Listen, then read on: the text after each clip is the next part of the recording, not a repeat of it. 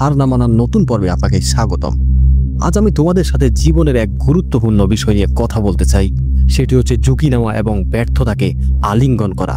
Nelson Mandela একবার বলেছিলেন, ছোট কিছু নিয়ে পড়ে থাকলে এবং নিজের যোগ্যতার চেয়ে কম মানের জীবনযাপনে সন্তুষ্ট থাকলে কোনো আবেগ খুঁজে পাওয়া যায় না। অনেকে হয়তো তোমাদের ফলব্যাক প্ল্যান বা বিকল্প কিছু রাখার কথা বলবে, কিন্তু আমি বলি জীবনকে এমনভাবে দেখো যেন তুমি কোনো কিছুর উপর ভর দিয়ে পেছনে পড়তে চাও না, বরং সামনের দিকে পড়তে চাও। তাহলে অন্তত তুমি দেখতে পাবে কিসে গিয়ে ধাক্কা খাচ্ছ। ধারাবাহিকতা ছাড়া তুমি কখনোই কিছু শেষ করতে পারবে না। তাই তোমার আবেগ যা করতে চায় তাই করো। ঝুঁকি নিতে ভয় পেও না, ব্যর্থ হতেও ভয় পেও না। 9টি বিন্দুর পুরনো আইকিউ পরীক্ষার কথা মনে আছে? বক্সের বাইরে চিন্তা না করলে তুমি কখনোই সফল হতে পারবে না।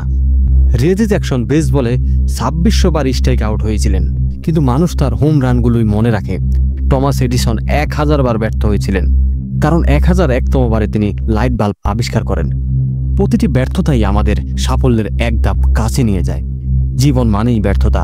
নিজেকে বিব্রতকর পরিস্থিতিতে ফেলবে, কোনো কিছুতে ব্যর্থ হবে, এটা অনিবার্য। তাই এটাকে আলিঙ্গন করো। তোমরা যারা সফল হওয়ার প্রশিক্ষণ বা প্রতিভা নিয়েছ, তোমাদের কি ব্যর্থ হওয়ার সাহস আছে? যদি তুমি ব্যর্থ না হও, তার মানে তুমি চেষ্টাই করছো না। যা তুমি কখনো পাওনি তা পেতে তোমাকে এমন কিছু করতে হবে যা তুমি কখনো করনি। ভাবো তোমার মৃত্যুসজ্জার কথা, যেখানে তোমার অপূর্ণ সম্ভাবনার ভূতগুলো তোমার চারপাশে দাঁড়িয়ে আছে।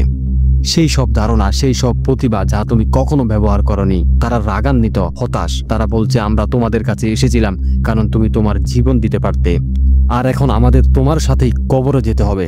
তোমাদের যখন সময় আসবে, তখন তোমাদের বিছানার চারপাশে কতগুলো ভূত থাকবে। পৃথিবীর তোমাদের প্রয়োজন, তোমাদের সময়, প্রতিভা, প্রার্থনা বা সম্পদ যা কিছু আছে তা নিয়ে তোমার কি করতে যাচ্ছ।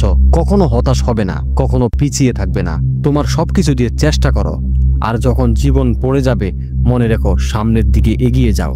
তাই জীবনে ঝাঁপিয়ে পড়ো, ঝুঁকি নাও এবং ব্যর্থতাকে তোমার সাফল্যের সিঁড়ি বানাও।